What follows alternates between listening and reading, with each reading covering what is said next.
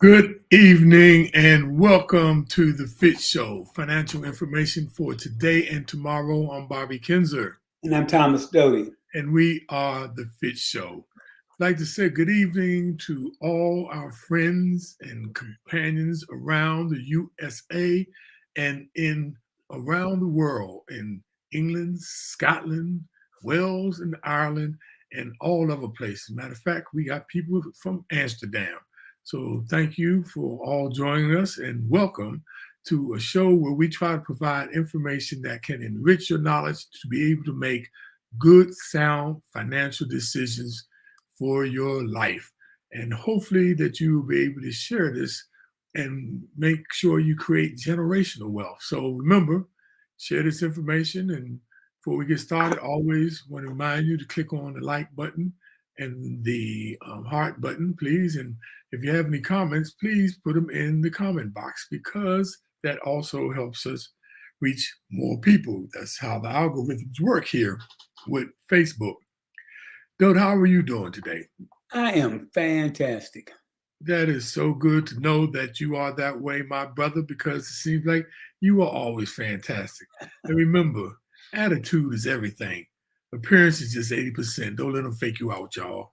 But last week we talked about rising interest rate, what the experts are doing. So if you want to get a recap on that show, if you missed it, or you want to recap some of that information, you can always go out on the FITT Show on YouTube and on Facebook and look at the archives and actually pull up all our past shows, not just that particular show. So we hope you do tune in. So, Dope, how we always start, we'll always start off with the stock market update. Yeah, and this is as it's been for the last several months. It's been kind of crazy. Market's been going up and down. We've had a couple of good days, a couple of bad days. And the market today, in the past week, it's up because, it really sucked last week. But it went down some today, but everybody's waiting until the job reports comes out tomorrow. And it's kind of funny because good news could be good news or good news could be bad news. So they're waiting to see how that report looks, and then the market's going to react to that, and it could be good or it could be bad. But for the past week, the Dow's up almost 800 points. It's about a 3% increase. NASDAQ's up 3 points. We've had a couple of real good days, but not counting the day. Microsoft's up 9 points. Tesla's took a hit. They missed their estimate for how many cars they were going to deliver. So that kind of gave them a pretty big hit. You can see they're down 30 points in the last week. Apple's up 3 points and Pfizer's down 1. And one thing I wanted to mention to you guys, you've heard a lot about the dollar being so strong. And that's usually a good thing, but it could be good things or bad things. I just wanted to make you aware of a couple of things as it relates to the strength of the dollar. And like I said, there's some parts of it that's good, some parts of it that's bad. Like if you happen to be going to Europe or to England to shop, you can do real good right now because the euro's value compared to the dollar is very weak. And so the dollar has more value. And so you can get more in foreign currency than you could previously. And so, for example, if you want to go buy that Louis Vuitton purse over there, you could probably get it for a lot cheaper now just based on the strength of the dollar. But the Fed cutting interest rates is what's caused the dollar to get stronger because it's more attractive because it's offering higher returns now. And so that's making it more valuable to outside currencies. And so it's kind of funny if you think about it. The dollar is kind of a universal currency. 40% of transactions in the world are done in US dollars. And so that's another reason why it's creating havoc in other countries, because it's people who owe us money have to pay us back in dollars, and that's creating a crisis for them. And it's good for us if we get higher interest rates. But the bad part is a lot of companies, and it's funny because everybody thinks a lot of these U.S. companies are U.S. companies, but most major companies are global now. And so when they bring in dollars from other countries or from foreign currencies, they are worth a lot less when they bring them in here. So if you're following a particular company, you'll see their earnings will be down because of their sales outside of the U.S. And so a lot of the S&P companies, on average, they earn about 30% of their sales outside of the country. And so those sales are going to be worth less when they bring them back to the U.S. in dollars. So there's good points and bad points with the strong dollar, and it is creating havoc in other countries. But had the Fed not stepped in and started lowering interest rates, it would have been even worse. So that's another thing that's out there that's going to create some havoc. So if you want to go to Europe and go shopping, now's the time, because your dollar's worth a whole lot more.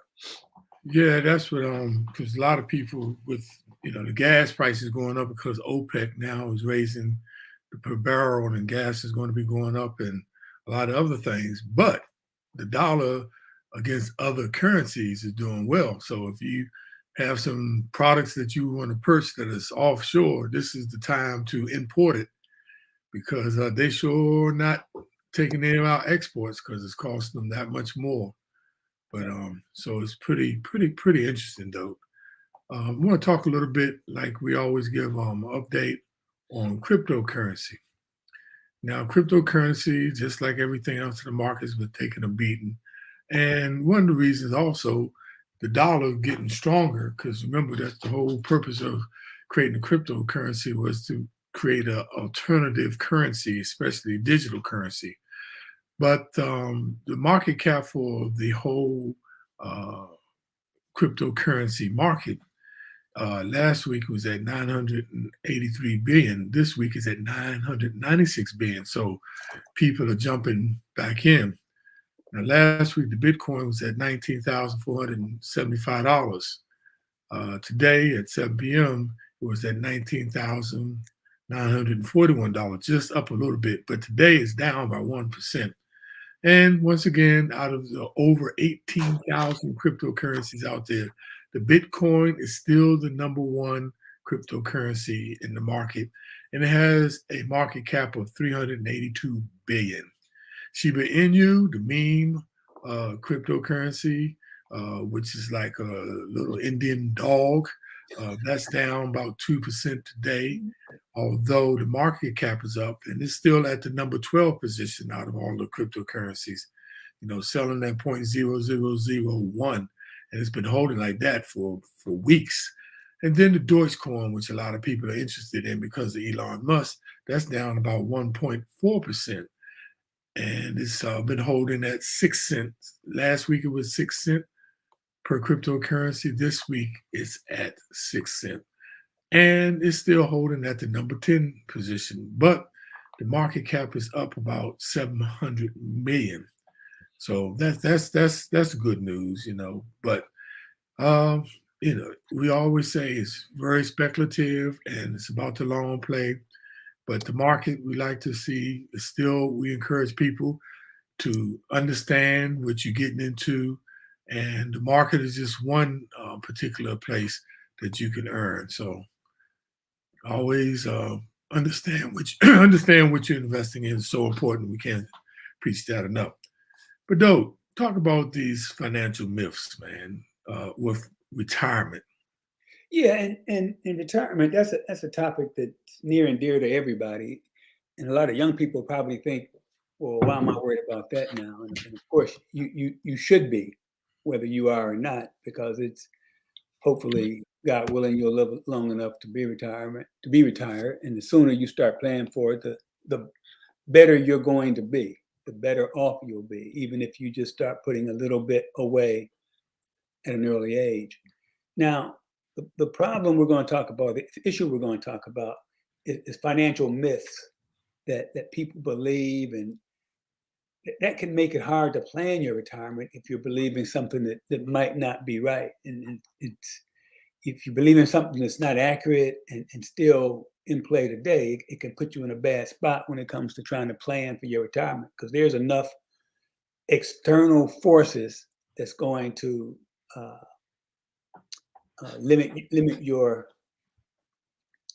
planning and you trying to figure out what's going to happen. There's enough stuff that's going to happen that's going to make it difficult to reach your goals. The last thing you want to do is have information that's not good, that's not accurate, that's not fit to you, that's not helpful. And a lot of the things that are out there aren't really useful. And that's what we're going to talk about. Some of the myths that you should avoid, ignore, and come up with your own plans. So, though, you know, when you go to your family cookouts or to a family member's wedding, you can engage in a lot of financial conversations. It seems like that's where a lot of that kind of talk happens. And it may lead to misinformation and bad decision making on people's parts, getting, you know, just erroneous information. Now, it's imperative that you get your retirement information from a good source. Now, your human resource department is important, or qualified financial advisors. We always talk about that, but it's very important that you know, make sure where you get your information that it is accurate. Then don't expect to get retirement planning information from the Social Security Administration either. A lot of people think you can call them up, but they do not give you advice about your Social Security and what you should do with it and when you should take it and when you should not. So don't even expect that. And a lot of times it's hard to get them on the phone. Take you about an hour just to be waiting on the phone. But today, Rob, yes. you can get accurate information, but it might not fit your situation. That's the other Well, thing. that's Kind of crucial. So and that's where we all have to get better at understanding in this financial environment what information is good for you, what information works for you, because a lot of things that are out there, they can be accurate and they can be good, but it just might not fit your situation, in which case it doesn't do you any good. So not only does it have to be accurate, it also needs to be relevant to your particular situation. Right. So that's what we're going to attempt to do today is dispel some of these myths about retirement planning. Why don't you start us off, Doug? Yeah, the first one, there's this historical thought that if you have a diversified portfolio, if you withdraw 4% per year, then your portfolio should last, 30 years. For example, if you have $1 million in your retirement account and you took out 4% a year, that would be about $40,000. And if you did that, assuming inflation and assuming a certain growth of your portfolio, that money should last you 30 years. But the truth of the matter is that doesn't fit all situations. And that's another one of those generic numbers that people throw out that it might work on average, but there are a lot of situations where it won't work and it can put you in a bad situation. You'll have to look at your own situation, look and see what's going on, for example, in the market. If you plan on taking out 4% this year, obviously that's going to be a lot less given that most people's portfolios has dropped. And so and when it comes to money and understanding money, the situations change continuously. So very few generic numbers are going to work in most situations. So another situation where you have to be on top of things, understand what you have, understand what you're trying to do, and then you can come up with an accurate withdrawal rate. And other things you might consider is, that's something you got to review every year. You got to look at your situation every year and see how the stock market's doing, what's inflation doing, how your returns have done. It's a full-time job taking care of your money. What was Puff Daddy son, more money, more problems. I mean, that is, it couldn't be more true. You have to stay on top of things. And if you can't adjust, you're going to be in trouble. But you have to be able to adjust to market conditions and circumstances, which do change. But if you're young and you're in your mid-career, you can plan to have a 3 or 4% rate if you're trying to extrapolate and see how much money you're going to have down the road or how much money you need to withdraw down the road. But again, that's just a generic number, and you really have to educate yourself on things of that sort. You have to know what you're doing when you start thinking about how much money you're going to withdraw every year. The withdrawal rate is very important, though, and that's why you need to revisit it, because you might have retired, a couple of years ago, and you had a withdrawal rate at a certain amount. Like they were recommending 4% at the most, right? But now they've recalibrated it and said that it should be about 5%. But once again, it depends on your situation. Everybody's different, but that's just an average, and you need to look at that because you can really go through your retirement real quick if you don't pay close attention to that withdrawal rate. And then, obviously when you get up to 70 and a half, they make you have distributions you're going to have to take. So the only constant in all this is that things are going to change. So myth number 2, Medicare will cover all health care costs. Though because I just turned 65, so I qualified for Medicare and had to sign up. And what is so interesting that Medicare doesn't cover your eyes, your mouth, or your ears, meaning like your teeth and your hearing and your vision. I'm like, ain't that wild? That's some of the most main things that go when you get old. Those are the first things that go when you get old. But they're not covering. I'm like, they need to stop. Stop that daggone foolishness.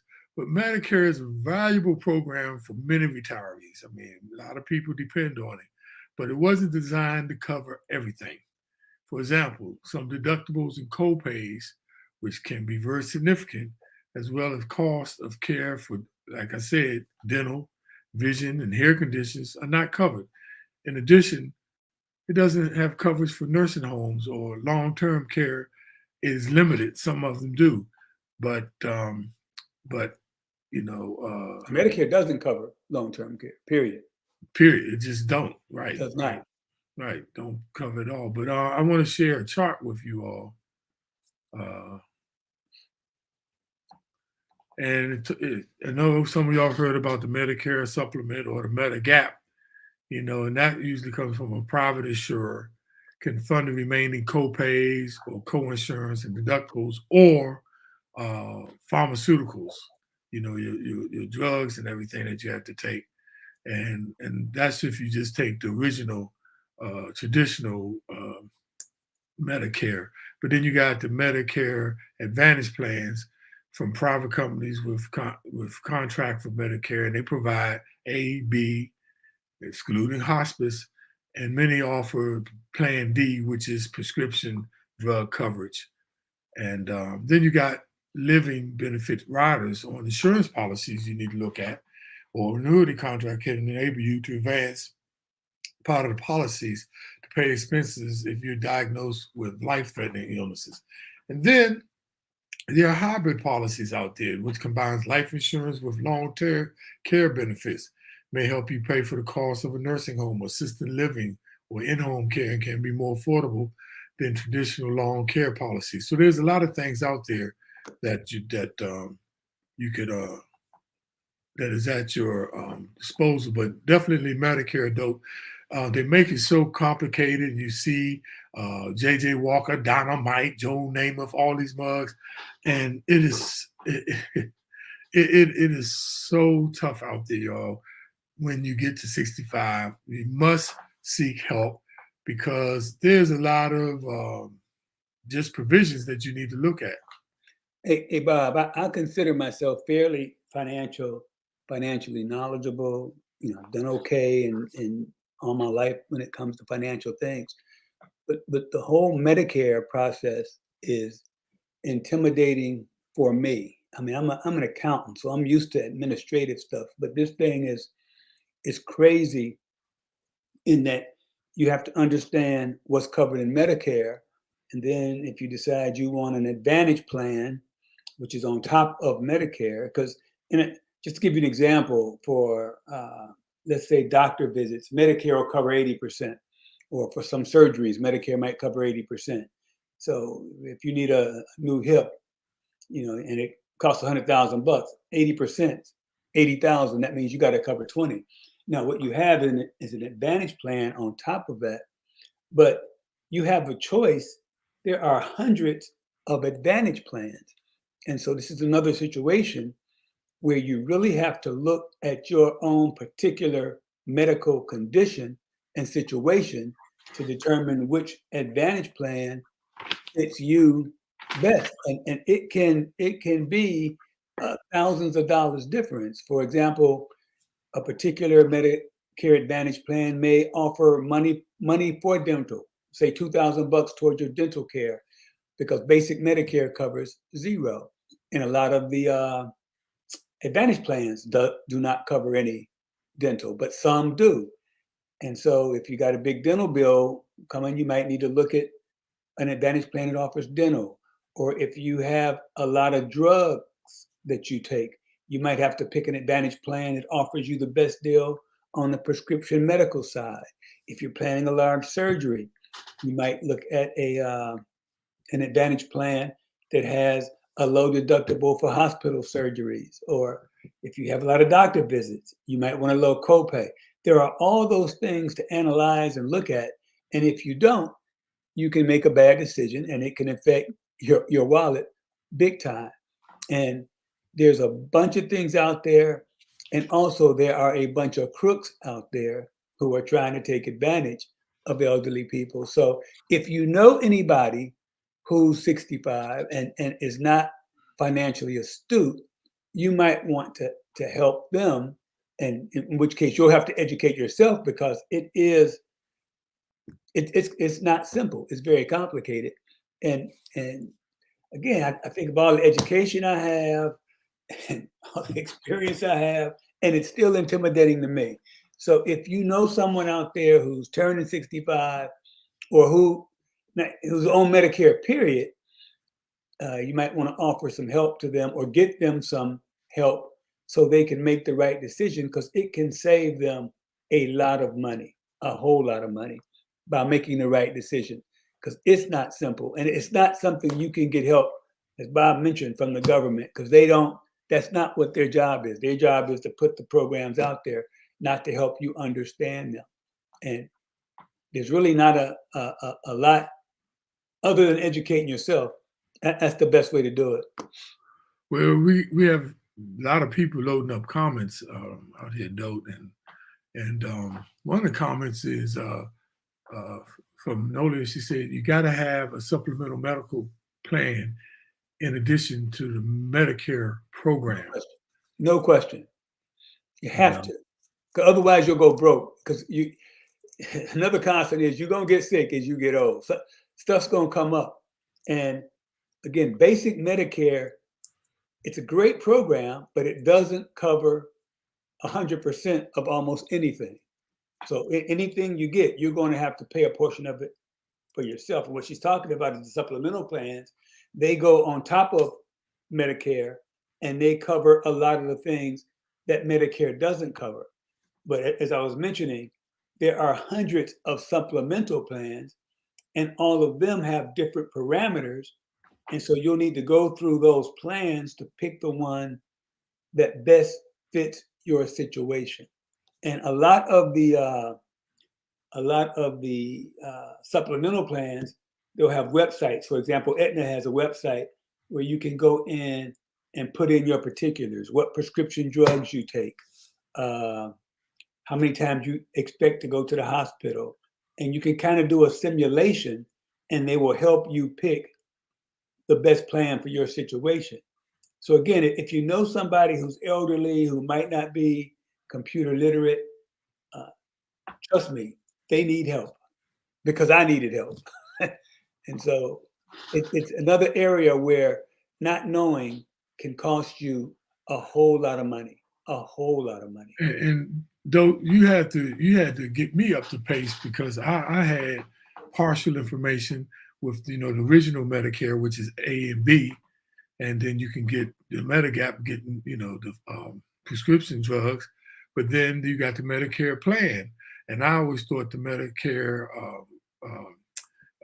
Medi- the Medicare Advantage was like a HMO, but it's not. You told me it's really more like a just a whole network, especially the PPO, yes, big PPO, health insurance companies can right. almost cover all the things, but you need to look and know, and we can't know everything because what I'm saying, some of these illnesses come up on us, you know what I mean? But if you know that you go see a cardiologist and you get blood tests done, all of those are the things you need to look at into each plan. My sister Nola said, because she's been a human resource department head many times. She said Care First offers a great dental plan for $108 quarterly. Ooh, quarterly. Eee. And then who else? And then my sister Linda said ARPA has a great dental plan. They have a Delta dental plan. Okay, thank you. Thank you all for giving us, And then Maddie said I kept my dental insurance with FDIC because she's retired. And I did the same thing too, Maddie, which is separate, and it's by Metropolitan, if I'm right, which is a Yeah. great company, and we covered. And she said teeth are expensive, no lie. And you know what? It's funny because they don't. It used to be you think about fillings, and then you thought if you have to get a crown, gee, that's expensive. That might be $2,000, and most even insurances only cover like 60% of a crown. But now when you get old and your crown gets old, now they do a thing called an implant, and Right, it's usually $2,000 to get the tooth pulled, $2,000 to get the implant put in, and then 2,000 more bucks to get the crown put on top of the implant. So it's like a $6,000 exercise, and it can last up to a year getting the whole thing done. right, And right. again, if you don't have insurance, and if you need more than one, it can be very very very expensive. And we say all this because there's no way you can know about it until you retire, unless you do Mhm. all your research before. And for example, Bob mentioned Medicare. I didn't know that when you retire, your Medicare payment is based on your income. So my last year of working, I had a pretty good year, my last year of working, and so my Medicare payment was over $500 a month because it's based on what your income was. And they do it on the prior year too when you It's retire 2 years too. back. It's actually 2 years back. 2 years. Thank you. It is Yeah. two. So you And can't so say, "Oh, I'm gonna get them. I'm gonna wait." you no, know. you can't. And but those are the things that you got to know so you can plan so you don't get caught short. And there's no way of knowing it unless you know, unless somebody tells you. Hey, how about the other thing you said it was based on your income? No, it's not just based on your income. Based on your income and your wife's income. Oh yeah, well your family income. Yes, So they yes. hit you. I'm like, what does she have to do with my daggone retire? I It's mean, they based know on how your to get you, family but income. That's for sure. So my so sister noticed that many doctors will not accept just Medicare. Ooh, yeah, that's because interesting. they know you probably can't afford to pay the rest because it's so right, right. expensive. And she said ARPA has an excellent supplemental plan through United Healthcare. You've talked about that. And look, this other thing she said, some implants cost $3,700. I'm telling you, the whole thing for me was 6 grand. I had to pay two Oh, grand, 2 grand to get the tooth pulled, 2 grand for the implant, and then 2 grand more for the crown on top of the implant. So yeah, just the implant was about 4,000, but you got to get the tooth pulled to be able to do the implant, and so they hit you for that too. and Doug, I just want to dispel another myth because a lot of people hear that when you're getting close to uh, retirement, that they have this misinformation that you had 6 months after you turn 65, and it's not. It's actually 3 months before you turn 65 and 3 months after. And if It's a you do 6 month not, window. It's a 6 month window, but it's not 6 months from when you turn 65. right. And if you outside that window after 3 months, they will penalize you if you did not get it. And now you might say, okay, I'm not going to get it. But if you decide that you want to go back and get Medicare and you pass that 3 months after your age, there is a lifetime penalty of 10%. And that's each year Yeah. that you did not get it. I mean, good googly mooglies, man. Yeah. These are all things I didn't know all of this dope until, like you said, you know, till I, retire. Yeah. Right now, Medicare costs you about $160. I'm rounding. It's not exactly, but it's somewhere around $160 a month. That's the minimum amount you can pay. But and it can cost you up to whatever. It depends on what your income is. If you're making a lot of money, you're gonna have to pay not a penalty. They call it a income adjustment, IRMA. Uh, Right. Right. income. I can't think of what it stands for, but you'll have to pay an additional amount based. So it's kind of good, bad. It's good that you have extra income, but it's bad that you have to pay more in Medicare based on that. So we're just trying to make you aware of it, so you'll be ready for it when it happens to you. Right. Okay, what's the next one? Next one's on me. Yep. And another one we hear about is that Social Security won't last. That's another one that's out there that people are saying, oh, it's going to go under. It only has enough money until 2030 or 2031.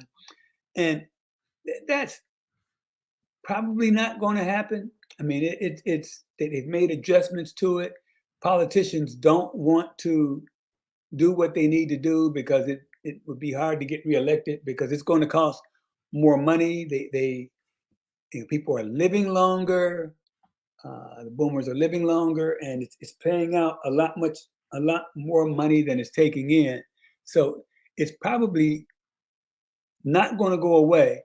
But if I were you, I would be prepared that down the road there might be an adjustment, a reduction, or other things they can do is make the retirement age instead of you can start taking Social Security at 62. They may bump it up to 64 and kind of phase that in over time. But something like that has to happen, but it'll be a while before it does. And just keep in mind, Social Security by itself is not going to be enough for you to live on. I mean, the max Social Security, I think, is about $38,000. And if you're married and have a spouse, she can get one half of yours. Now, if you both work and have big incomes, obviously you both can get up to $38,000 a piece. And so, but even that in and of itself, if we say 38, that's $76,000. That's not enough to live on. So you do need to start. If you're younger, you need to start putting money away. If you're older, you need to start putting more money away to be prepared for inflation. Because the one thing that happens in retirement that doesn't happen when you're working, you don't ever get a raise, and you'll get little inflation increases, but the way they calculate it is not really as accurate as it should be, and so it will not really cover as much inflation as you see. So, Well, just like they gave the raise this past year, 5.8%. Inflation is at 8.9, 9%. this year's rate will be closer to 9%. Right. But even that, it's still Isn't it like a wash? At best, it's a wash. I actually think the numbers they use to calculate it underestimate how much it should be, which you could expect the government to do that. And I say all that to say, make sure you're saving some money for your own retirement. That's another reason why we're having this conversation now. Make sure you're putting money away just in case Social Security does get funny. Well, Matty Ford said Social Security will continue to pay because their butts are old also. I hear you, Matty. I hear you. It's so important you all to be up on that and understand, and that's sure enough a myth. So myth number 4, though, I can work as long as I need to. Now, how many times I've heard that one when people say, man, I'm gonna keep working, so I don't know what I would do if I wasn't working. And I'm like, you're just sitting around the office anyway. Nobody works a straight 8 hours. But anyway, longer lifespans may mean more years in retirement and possibly more years working past your retirement age of 65. Now, given these uncertainties of aging, it may not be realistic to expect to work as long as you want or as long as you need. For example, check this statistic out, though. Half of all early retirements are due to illness or disability. So some of these people wanting to work longer, they're not sure what they want to do. But some of these people, I mean, we've had, and y'all know this at the FDIC, we've had people, man, retired and died before they received their first retirement check. And I didn't want to be one of those, though, because I'm like, I want to get out where I can walk out.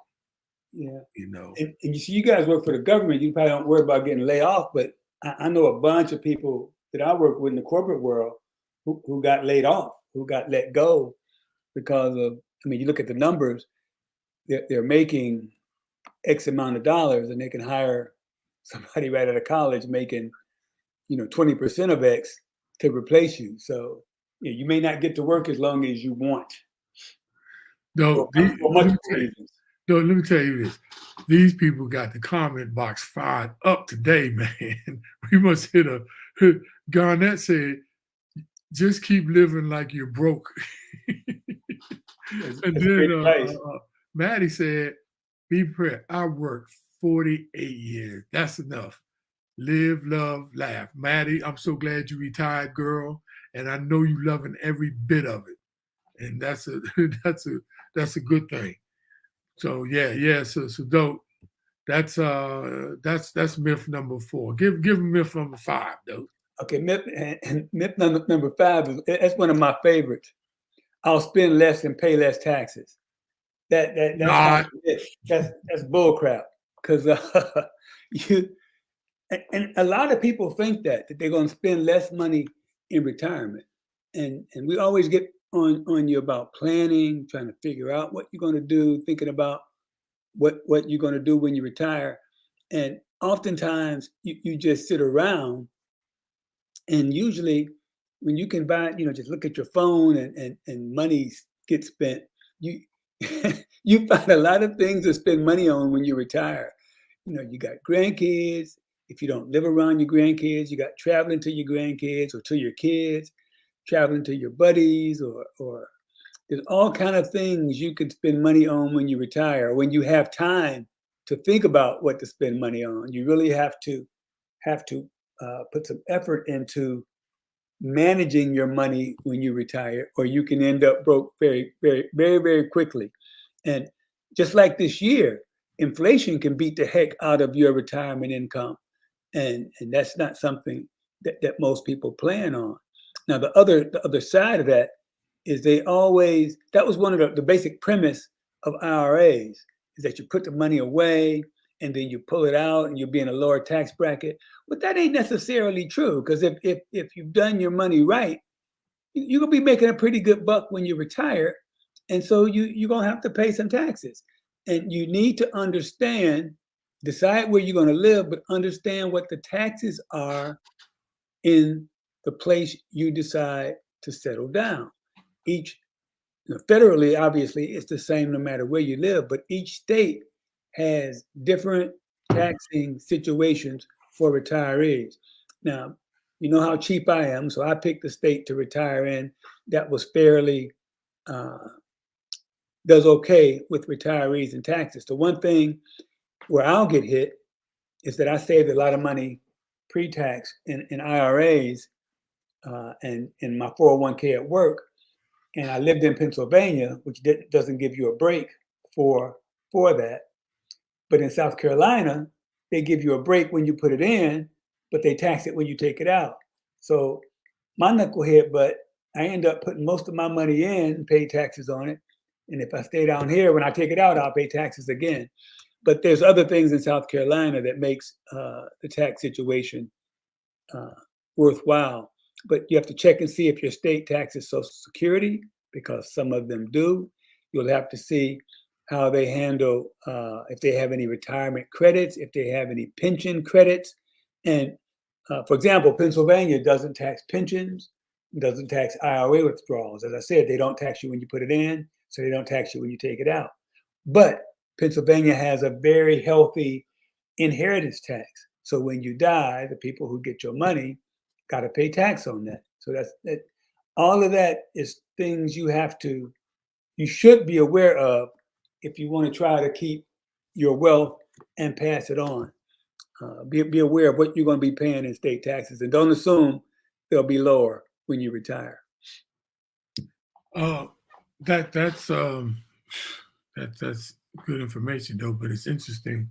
That leads into the sixth myth, which says, I will live in the same place throughout my retirement. Now, just like you said, some people find out, ooh, man, it might be better. Pensions aren't taxed. I might move to Pennsylvania. But you may think by the time you retire, you will pay off your mortgage and housing costs will be set. But moving is often a reality to retirement years. You may decide to move closer to your kids, other family members. Or you might even think about, and this is my brother has done, to move in the urban area for the culture and the conveniences of having, the conveniences there close to you to walk by and get to, the pharmacy and other things, eating places, the grocery store, all of that stuff. If you're in the urban area, it might be more convenient for you. But you may find a need, for an assisted living situation or a community with more transportation and maintenance services hand. So that's one of the myths that you may stay in the same place throughout your whole retirement, and that's definitely not a given. Because Hey, I Bob, know many people moved out. I just read an article about how many people who retire changed their minds about where they live, and have several of them have moved 2 times. Because you got the folks who follow the kids, you got the folks who think they want to live on a beach, and then they get there and find out that that's not for them. You got the people who think they want to live, let's say, in the South or in the West or wherever, and they actually move there and find out it's not for them. So the best advice I can give folks there is don't commit when if you think you want to do something much different when you retire. Try renting a place for a while, or make sure you go down there all times a year. For example, in Florida, I'm not talking about the hurricanes, but in the winters in Florida are in like the nice places, the Fort Myers, Naples, and those types of places. They are unbelievably crowded in the wintertime. So if you go down there in the summer, you'll say, oh, this place is nice. It's not crowded at all. But that's because ain't nobody there in the summer. Everybody goes there in the winter. So make sure you check it out and really make sure you're fairly sure that that's where you want to be, because it's expensive. That's an expensive mistake to make, to have to sell a house, move, and all the other things that go along with moving. So that's a tough one. So those are just 6 myths that we went over. If you all have some myths about retirement planning, put them in the comment box. We like to hear them and share them with other people, and let us know. Got a question by Modestine. She want us to circle back and give a clarification on the student loan forgiveness program by the president, because she is saying that the Secretary of Education has backtracked on the student loan forgiveness. And she said she'll believe the student loan forgiveness when she see it. And what I do know about it, Modestine, is that some people have sued about the student loan, saying that it wasn't fair. And there are lawsuits against the student loan forgiveness program. Now, how much that's going to stop it, does that deter it or not? But I know there are some people, and that's so crazy that they're filing against people, and mostly, like we said, people making under 80, no, 80% of the people are making under $75,000 who's going to benefit from this. But these people are going to sue because they saying it's not fair. Like, Mo said he was a plumber or he was a UPS guy and he didn't have no loans. And why should he have to pay? And they're actually suing. So I don't know specifically what your question is about, Modestine, when you're saying that, the Secretary of the State is backtracking. But and that's possibly because they're being sued right now, but I don't know how long that's going to hold up Well, everything. I do know North Carolina has decided to tax that forgiveness as income. So if Right. you get $10,000 forgiven, that's $10,000 of additional state income you'll have if you live in North Carolina. That you'll be paying taxes on. And they Right. actually know it was about 5 states that. Right, it is. But that's the only one I've heard a definitive answer, because I think they're deciding whether or not they're going to do that. And that's just one who has decided. And another thing about Medicare costs, with that act that Biden passed, that there are some savings in that act that will affect Medicare. And I have the detail of it, but I don't have it at my fingertips. But there are some things that's going to make Medicare a little cheaper. Some things like insulin that it's going to be covered, and several other things like that. So again, it's another thing. It's like, I feel like a teacher giving out homework, but if you're going to go on Medicare, you got to read up on this stuff to be aware, to be smart, and to minimize the amount of dollars that you have to spend for your healthcare costs, because in and of itself, it's expensive. Right. So you don't want to spend any money that you don't have to. And, since, Modestine brought it up, and you need to understand, if you getting money from the student loan forgiveness program, you need to make sure you understand that program too, like everything we say. And Garnett said, wasn't that the private loans? Yeah, they wouldn't cover private loans anyway, though, Garnett. But I've heard that was with the private loans, this is one of the things they were going to do, Modestine, with the federal family, it's called FFE, federal family loans.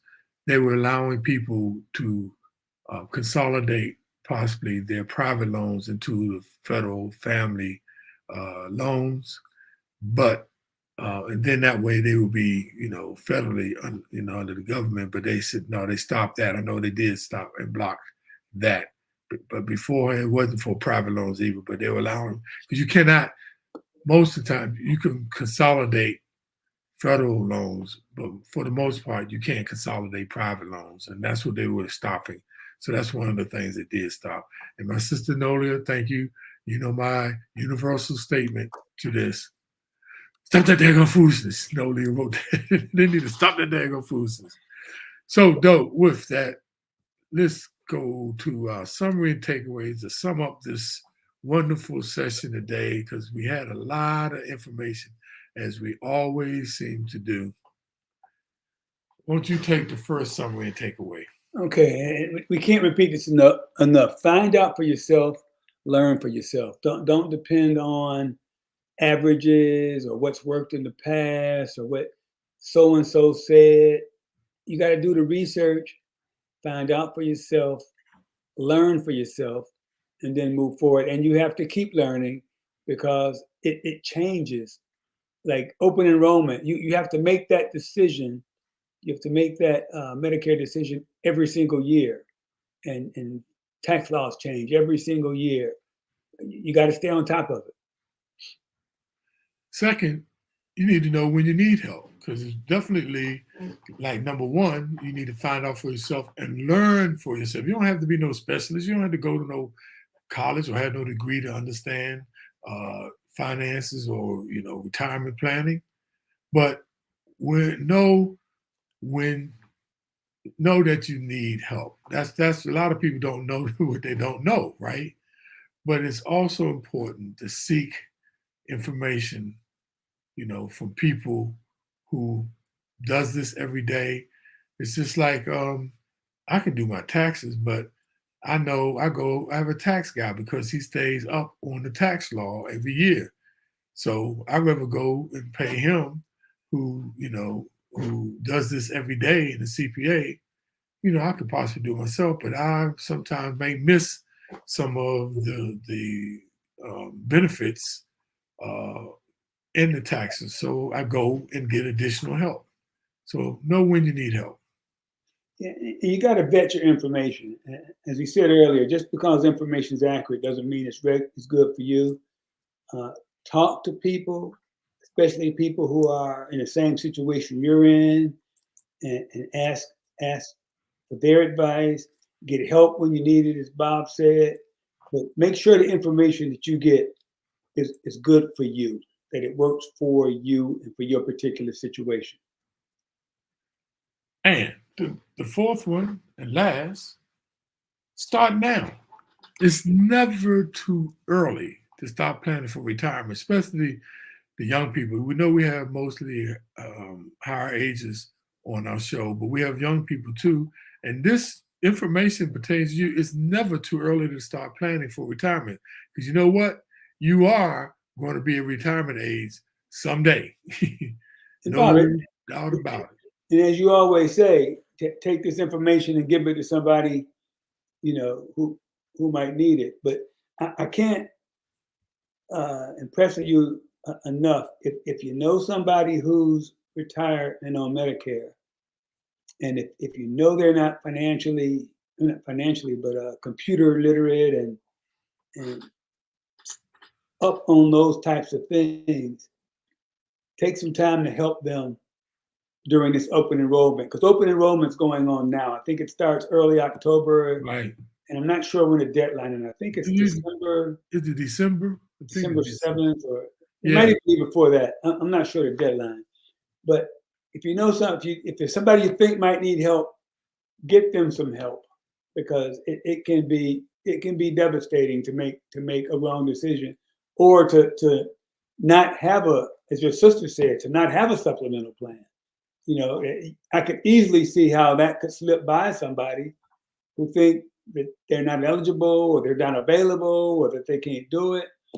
And there's a lot of us that need help with this. So if you know somebody, reach out to them and try to help them out. Nolan said, yes, it's through December. Okay. And the thing is, you all, if you listen to these TV ads, and though I was wondering why I'm watching TV, it seemed like every ad was about Medicare. And I'm like, are these ones seen through my TV when I was coming up to being 65? And I'm like, with every commercial. And then I realized, though, why every commercial? No, that wasn't it. No, they're trying to make money. Trust me. That's true, but that's not why there was so many commercials on Medicare. I was watching the old Western channel. Gunsmoke. Gunsmoke, Happy Valley, Chaparral, Big Valley. Ain't no Happy Valley. And no wonder I was getting all them old people are watching those damn times. Because I was like, do they know they'll get ready to retire? but that was kind of funny though. And Maddie said, yes, it's good to have a tax person. That no doubt about that. So with that, just want to thank everybody once for hanging in there with us and all the comments today, man. This hit home with a lot of people today. And I'd like to thank my sisters once again. My sisters have been supporting us so much. All three of my sisters, though, Gloria, Nolia, and Linda. Thank y'all so much. And thank you for the comments, Nolia, because I know that's your specialty in dealing with human resources, human resources departments for so long. Garnett, what's up, Garnett? Modestine, Maddie Ford becomes a regular, and my little brother, Carl Chapman. What's up, Carl? Glad you're out there tuning in. And make sure y'all tune in every week where we try to come with, interesting topics and subjects for that reach you where you are. And remember, share some topics that you would like for us to do, or some topics that are very important to you or may important to other people. But the main thing what Dodie said, make sure you share this information, y'all. You can share Facebook, you can click the share button. It's so easy to do. And the same thing on YouTube, because don't hoard this information. And that's what's so important. So once again, thank you all. Tune in next week, same bat channel, same bat place. And that's Batman. I'm Robin. Thank y'all for tuning in, and we love y'all. Peace be with you.